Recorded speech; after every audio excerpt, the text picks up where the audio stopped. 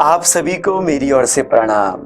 प्रत्येक भक्त भगवान की आरती जरूर करता होगा और जब हम भगवान की आरती कर लेते हैं तो हमको इन 5 बातों का विशेष रूप से ध्यान अवश्य रखना चाहिए, जो मैं आपको शास्त्र प्रमाणों के साथ बताने वाला हूं। इसीलिए विश्वास मेरे पर नहीं, शास्त्र के प्रमाणों के ऊपर कीजिएगा। आइए आज कुछ नया सीखने का प्रयास कर लेते हैं।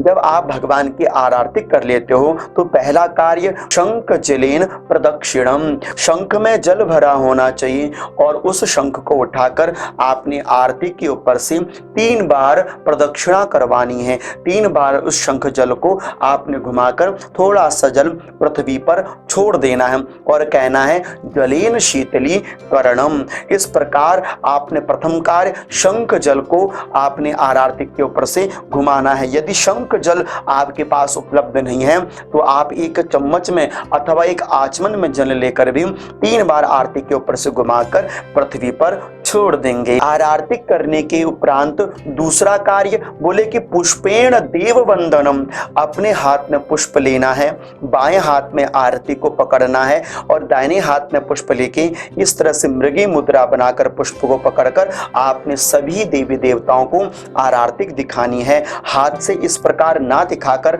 आपने पुष्प के द्वारा, पुष्प नहीं है तो किसी पाती के द्वारा, अगर पुष्प पाती भी नहीं है तो आप क्या करेंगे, इस तरह से मृगी मुद्रा बनाकर आपने सर्व देवी देवताओं को आरतिक दर्शन कराना है। जब आप इस प्रकार भगवान को आरतिक दर्शन कराएंगे तो ध्यान देंगे भगवान के चरणों से होते हुए आपने भगवान के मुख आभा मंडल तक उस आरती का दर्शन कराना चाहिए। उसके उपरांत अपनी जगह पर क्लॉकवाइज अपने दाहिने हाथ को घूमते हुए आपने चारों दिशाओं की ओर आरती देनी है। चारों दिशाओं की ओर आरती देने के उपरांत अब आपने क्या करना है, आरती करने के उपरांत तीसरा कार्य बोले अभिवंदनम आत्मवंदनम, अर्थात तीसरा सूत्र है कि आरती पूर्ण होने के उपरांत अब आपने आरती स्वयं भी ग्रहण करनी है। कैसे, जब आपके सामने आरती आए तो कभी भी आपने ऊपर से नीचे की ओर आरती को अपने मुख की ओर नहीं ले जाना है। नीचे से अपने हाथों को लाकर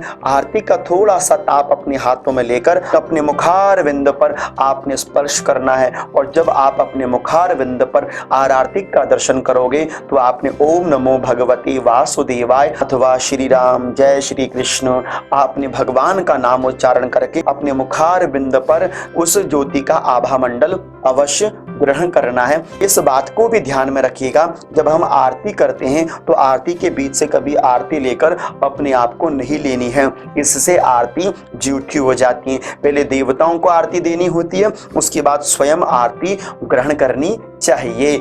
आरती को अपने ऊपर लेने के विषय में शास्त्र कहता है धूपम चारार्तिकम पश्चेत कराभ्याम च प्रवंदते कुल कोटि समुद्धृत्य याति दिव्याः परम पदम।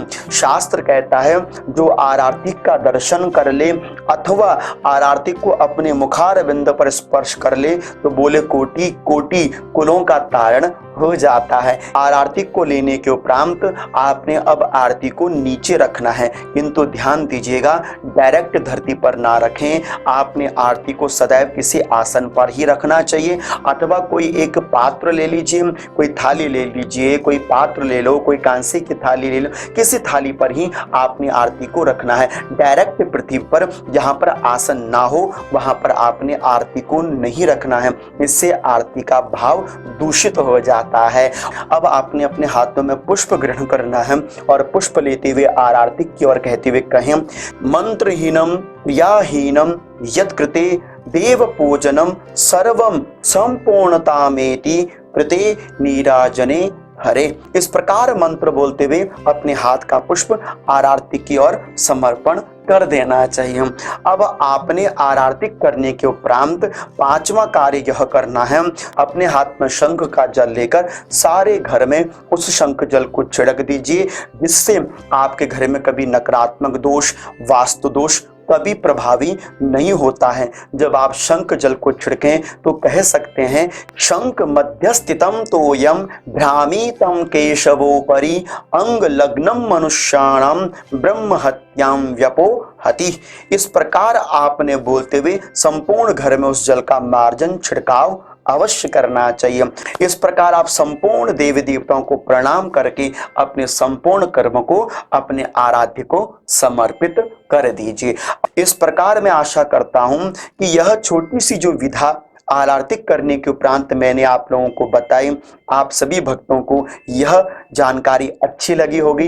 यदि आप मेरे से जुड़ना चाहते हैं तो आप मुझे इंस्टाग्राम पर फॉलो कर सकते हैं। तब तक आप सभी सज्जन भक्तों को मेरी ओर से अनंत अनंत कोटि वंदन प्रणाम।